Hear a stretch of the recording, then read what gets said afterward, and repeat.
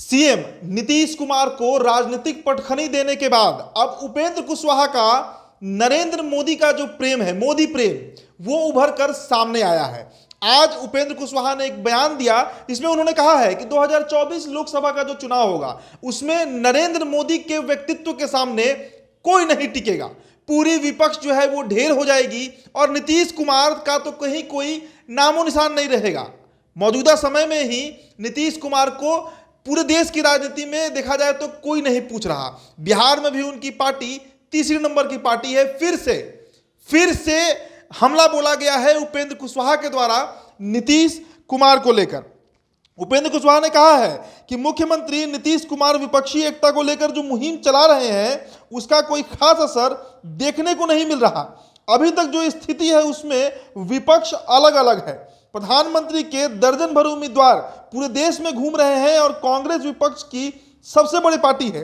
नीतीश कुमार विपक्ष को एकजुट करने की कोशिश कर रहे हैं लेकिन हर बार वो असफल हैं।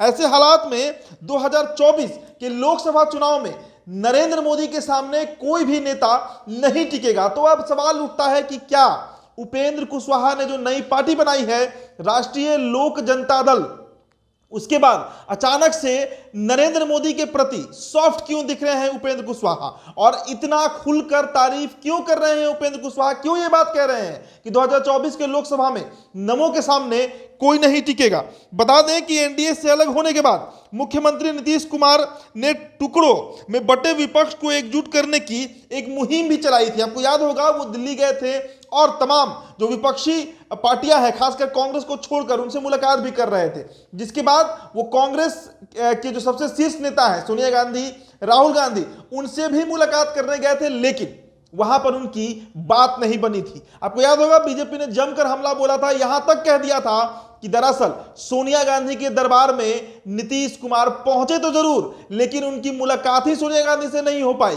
राहुल गांधी ने भी उनको तवज्जो नहीं दिया। तो अब वही बातें उपेंद्र कुशवाहा दोहरा रहे हैं।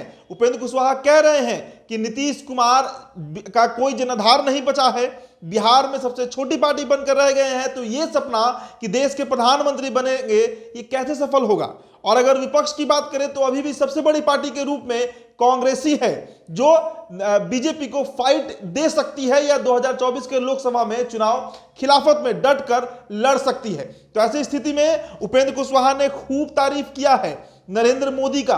कहा है कि देश का नेतृत्व जिस तरीके से नरेंद्र मोदी कर रहे हैं, आने वाले लोकसभा चुनाव में जो जनरल इलेक्शन होगा 2024 का, उसमें फिर से नरेंद्र मोदी के सामने कोई नहीं टिक सकता है।